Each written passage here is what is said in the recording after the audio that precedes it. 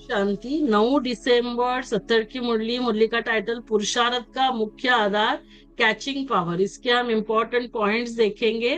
तो बाबा ने कहा कि हर एक कितना नॉलेजफुल और कितना पावरफुल बने हैं, बाबा चेक कर रहे हैं। मुख्य कैचिंग पावर हर एक की कितनी पावरफुल है, यह देख रहे हैं, है ना। उसमें भी क्या चेक कर रहे हैं, कैचिंग पावर कितनी है। क्योंकि कैचिंग पावर जैसे साइंस वाले भी कैच करते हैं, आवाज को कैच करते हैं, वैसे साइलेंस की शक्ति से हमें क्या कैच करना है, 5,000 वर्ष पहले के दैवी संस्कार कैच कर सकते हो क्या, बाबा ने कहा। तो वैसे संस्कारों को कैच करे, फिर अपना स्वरूप भी याद आए। सदैव ये स्मृति में रखो कि मैं यही था स्वरूप, और फिर मुझे यह मैं बन रहा हूँ, तो वो संस्कार भी याद आए। अपनी स्मृति को पावरफुल बनाओ। तो जितना जितना नॉलेजफुल बनते जाएंगे, पावरफुल स्मृति भी पावरफुल होगी, अर्थात श्रेष्ठ स्पष्ट अनुभव होगा, है ना, कि कल हम ये थे और अभी कल वापस ये बन रहे हैं। तो जैसे आदि स्वरूपों और संस्कारों का भी इतना ही स्पष्ट अनुभव हो, इतनी कैचिंग पावर चाहिए। सदैव यही दृढ़ संकल्प रहे कि मैं ही तो था। 5,000 वर्ष की बात इतनी स्पष्ट अनुभव में आए जैसे कल की बात। इसको क्या कहते हैं, कैचिंग पावर। तो अपनी स्मृति को इतना श्रेष्ठ और स्पष्ट बनाना है। अपनी स्मृति को, उसी को क्या कहेंगे, पावरफुल स्मृति।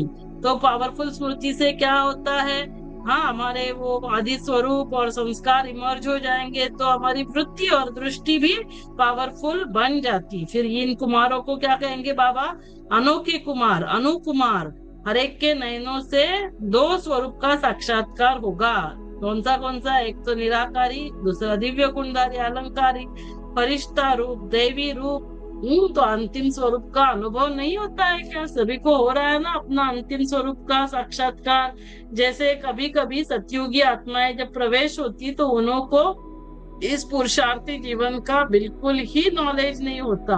आप लोगों की कमजोरियों और कमियों की नॉलेज ही, ऐसे हमें भी मर्ज करना है कमी कमजोरी। तो कमी कमजोरियों को मर्ज करने के लिए क्या याद रखना है, दो बातें शब्दों में। दो शब्द कौन से है, गेस्ट हाउस और गेट आउट। गेट आउट मना बाहर निकलना, हाँ, तो आगे के लिए अंदर आने नहीं देना।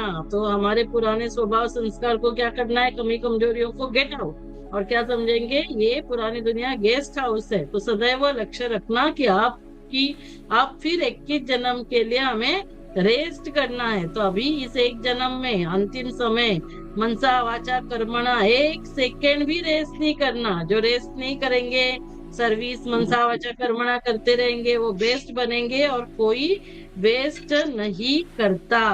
तो सेवा प्रति स्वयं को ही ऑफर करना है ना। जो मनसा वाचा कर्मणा, ऐसे नहीं कि हमें कोई सेवा के लिए बोलेगा तब बाप दादा से आफरीन मिलेगी।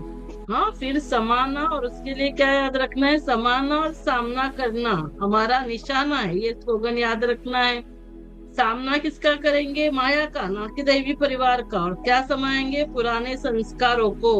तो नॉलेजफुल के साथ साथ पावरफुल भी बनेंगे, तो सर्विसेबल बनेंगे।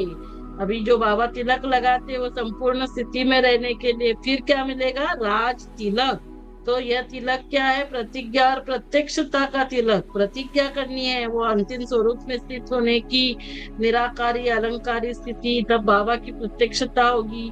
अधिकारी समझते हो, है ना, हम कल्प कल्प के अधिकारी है, विजयी है, तो उतना ही सत्कारी बनो। उसके लिए क्या करना है, सत्कारी, पहले सत्कार देना फिर अधिकार लेना।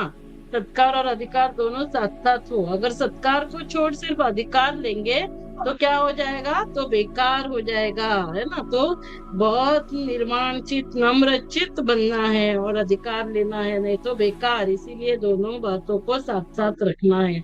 अच्छा, ओम शांति।